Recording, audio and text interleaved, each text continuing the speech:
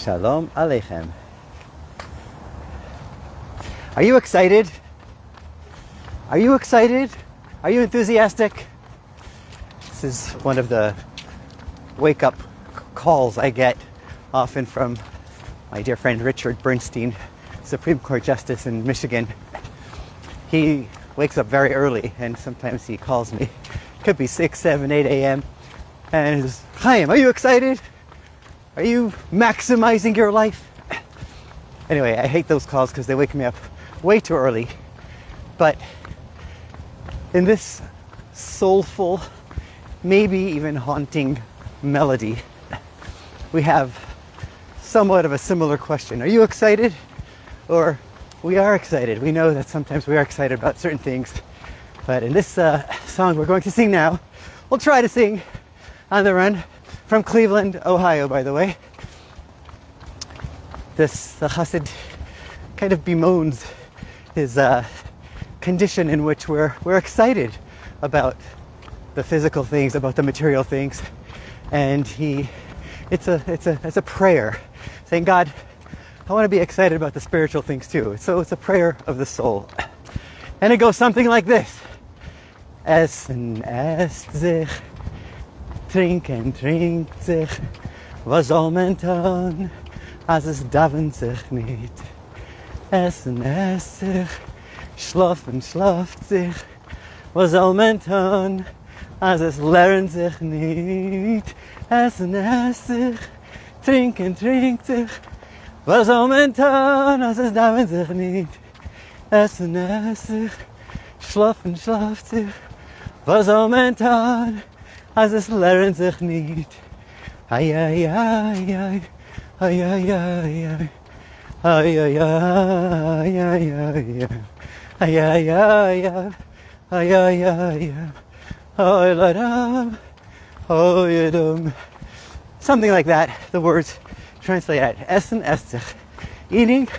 Yeah, it eats. I mean, I eat fine. Trinken trinkt sich. Drinking? I drink fine. Was soll man tun? What should we do? Als es davent sich nicht. Davening just doesn't take off like eating and drinking does. And the second one is Essen esst sich, schlafen schlaft sich. Eating and drinking works well. Was soll man tun? Als es lernt sich nicht.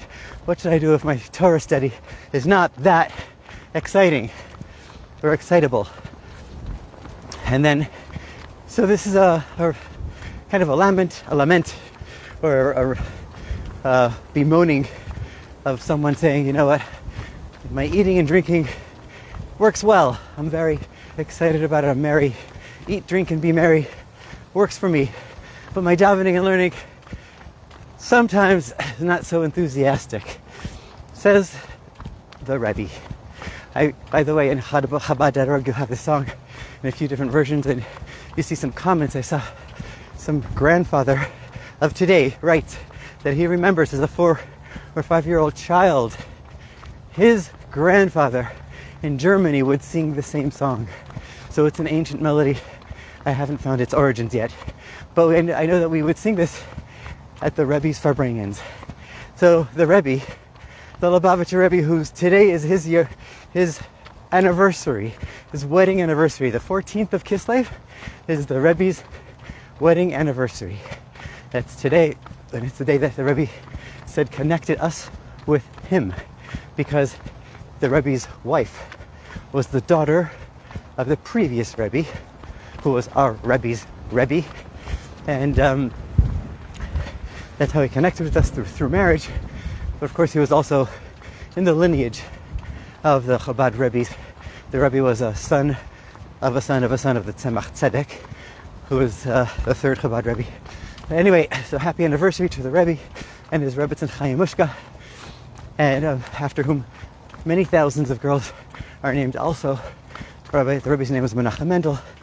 If you see a Lubavitcher Chabadnik, you might be able to guess his or her name as Menachem Mendel or Chaim Mushka. He'll be right most of the time. Okay, so moving on.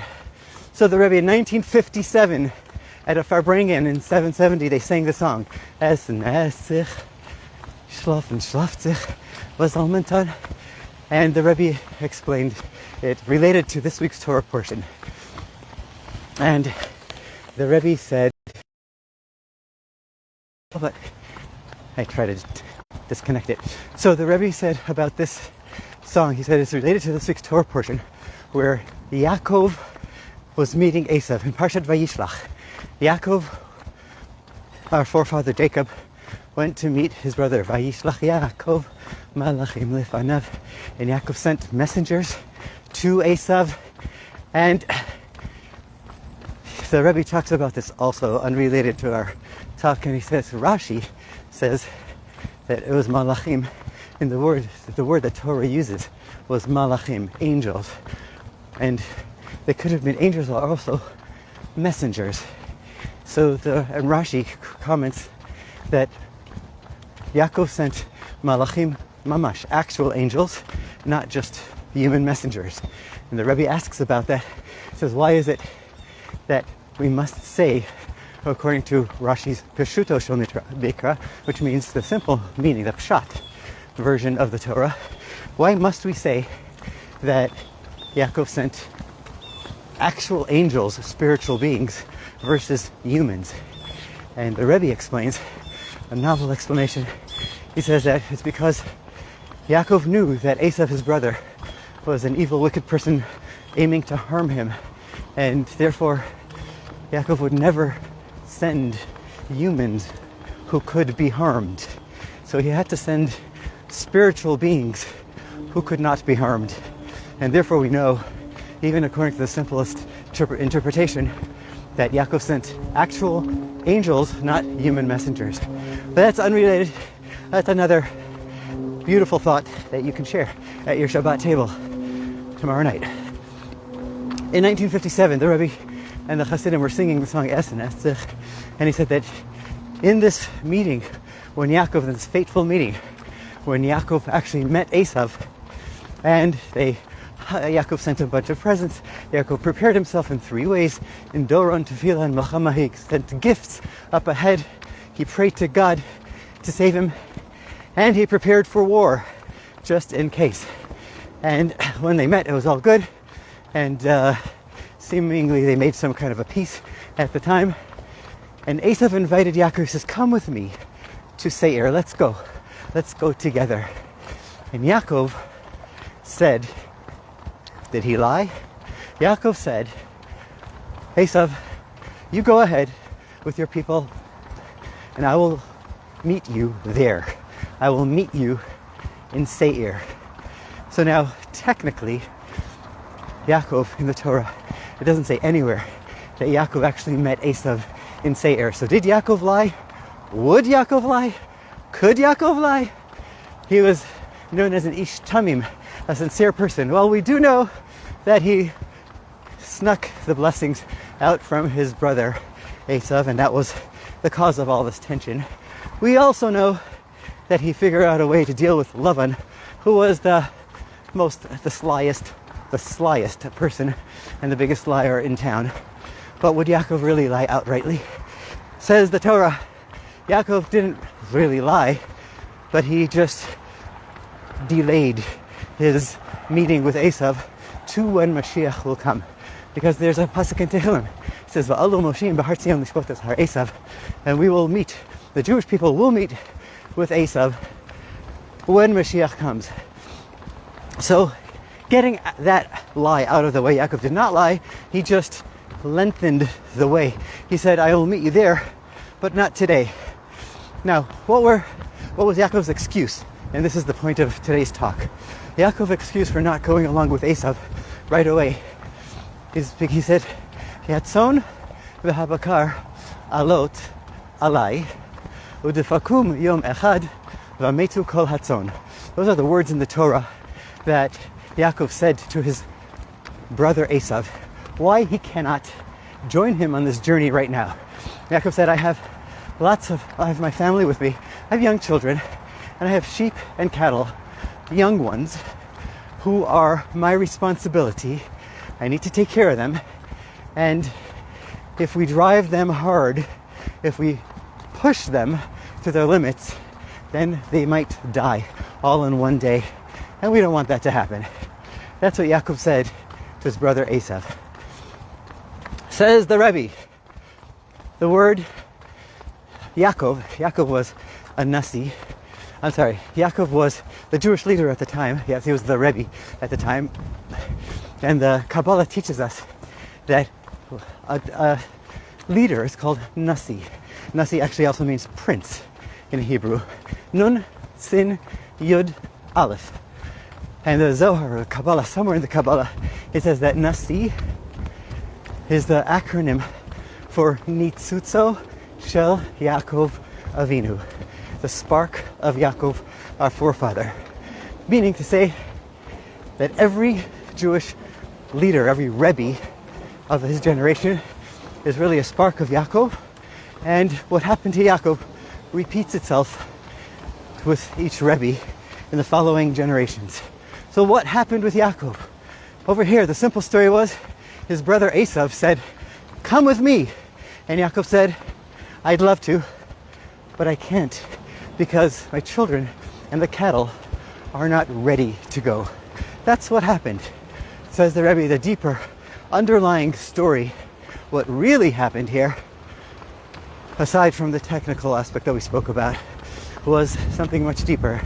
And that was that Esav, mystically, spiritually speaking, Esav, even though he was a bad guy down here in this world, his source was from a very high spiritual level, and that's why actually Yitzchak, his father, loved him and wanted to bless him, etc. And Esav said to Yaakov, "Yaakov, enough of this galut, enough of this exile. I'm ready for Mashiach. Come with me. Let's go greet Mashiach." Yaakov responded, "Esav, I'm also ready. I'm definitely ready for Mashiach. Enough of this exile. Enough of this galut, where God's presence is hidden. I can't go.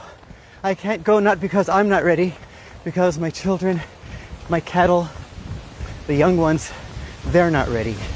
They're not capable yet of this great light called Mashiach."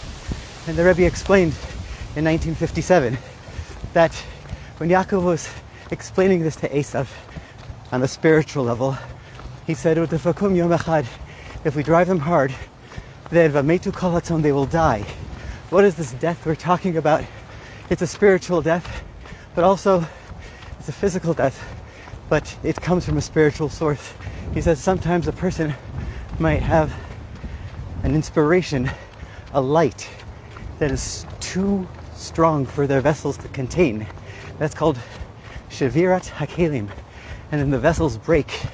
The container will explode, and that's what Yaakov was afraid of. He said, "I'm ready for Mashiach, but the world isn't ready. My children aren't ready. The animals, the cattle, they're not ready. If this great light of Mashiach will come right now, then it will be a disaster for them. They won't be able to contain it, this light." Another version of this death, says the Rebbe, was kalos hanefesh. Kalos hanefesh means it's another form of death, but not because the light was too much and overwhelmed the container, but kalos hanefesh means a person might see a light so great and so powerful that he just wants to be absorbed in that light. Like what happened with the sons of Aaron. It says that they passed away because they had, in a different Torah portion, Nadav and Avihu, because they offered a light, a korban, a sacrifice, an offering, Eish Zara. It was a strange light, but our rabbis say it was really kalot hanefesh. They just wanted to get up in heaven. They wanted to be absorbed by that light. And the same thing happened with, it says that the 4 people, Arba nichnesu lepardes, there were 4 people who entered the orchard of the mystical teachings, and Rabbi Akiva was one of them. And the other ones, one of them died, one of them became a heretic, and one of them became crazy. And Rabbi Akiva entered in peace and exited in peace, because even though the levels of cognitive and spirituality were too great for a human to contain and maintain and sustain, but Rabbi Akiva went in very carefully, Anyway, so the Rebbe says that the people, that Yaakov said to Esav, I'm ready for Mashiach, but my flock isn't. My children, my animals, the sheep, they're not ready. Therefore I can't come. Says the Rebbe, every leader of the generation, every Rebbe is a Nasi, is a Nitzutzo Shel Yaakov Avinu, which means to say that just like Yaakov was ready for Mashiach, a Rebbe is always ready for Mashiach, and he just can't wait for Mashiach to come. But we need to come along, and the Rebbe won't go without us. Says the Rebbe that true Nasi, Yaakov, who was our forefather, about whom we're talking now, and all the following Rebbes, Nitzutzo Shel Yaakov, all the following sparks of Yaakov, they won't leave, even though they're ready for Mashiach, and they can be absorbed in the light of God on their own, but they won't leave us alone. They won't leave us behind. So they wait and try and cajole and work hard and influence and beg and teach. Says the Rebbe, just like the Rebbe used the analogy of a train, of the steam engine train. When it first came out, it would whistle and blow water and blow steam, and it was screaming and shouting, come with me, come with me. The Rebbe says, but like that steam engine train, says if the train cars are not hooked onto it, no one's following it. The Rebbe lamented that this is what happens with the Rebbes of the generation, in a sense, of course not completely, but in the ultimate sense, that we're not yet ready for Mashiach to come. And all we need to do, says the Rebbe, is really shine our buttons. The Rebbe used that term often, putzen de kneplach. The Rebbe said, we're in an army of God. We are in Sivot Hashem. And God makes the inspection and sees that our hats are tipped, our suits are pressed and ironed and clean. He says, sometimes all you need is to brush off the buttons, to shine the buttons of your suit. And that's it, so much so that the sun should glisten on those buttons and shine. So the Rebbe says all we have to do is put some de kneplach. We just have to shine our buttons and we'll be there with Mashiach and the Rebbes. And the Rebbe said we see this in our prayer service, in our Amidah, in our daily Amidah. We have blessings that follow a certain order. Say, Hashivenu Avinu L'Torah. God, please return me to your Torah. After Hashivenu, we say, once we return to God's Torah, we say, Slach lanu Avinu Kichatanu. Forgive us, God, for we have sinned. And then the next bracha right away, after we ask God forgiveness and we return to His Torah, we say, Re'ina v'ninu, and we end Baruch Hashem, Ga'al Yisrael, Goel Yisrael. Hashem, you redeemed U'ga'aleinu mehera le'man shemecha. You redeem us quickly. And we say a blessing, Baruch Hashem, blessed are you, God.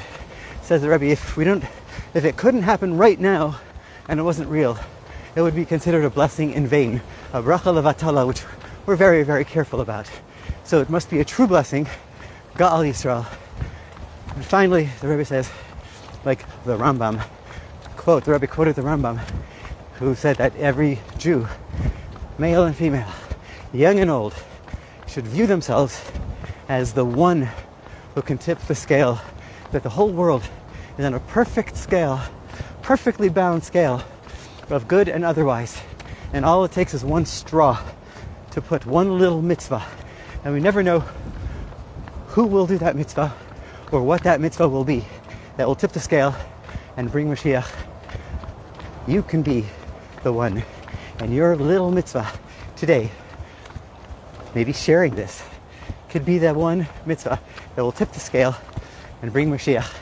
We will be then reunited with our Rebbe, the previous Rebbe, Yaakov Avinu, Moshe Rabbeinu, Avraham, Yitzchak, King David, everybody else famous that you love and care about, I learned about. And once again, Mazel Tov to the Rebbe's anniversary today, Yud Daled Kislev, the 14th of Kislev. I'm now in Cleveland, Ohio, visiting my parents, doing the mitzvah of Kibud Av V'Em, honoring your parents. Maybe that's the mitzvah that will tip the scale. You never know. And as soon as Yud Tes Kislev, the 19th of Kislev, which is the Rosh Hashanah for Chassidus, hopefully you will find a Farbrengen near you and celebrate with the Jews all over. And the traditional blessing for that is L'Shana Tova. Have a good year. B'limud HaChassidus, in the studying of Chassidus, uvedarkei HaChassidus, and in the ways of Chassidus. God bless you all. Live from Cleveland. God, thank you all for joining. Please do share. How about that?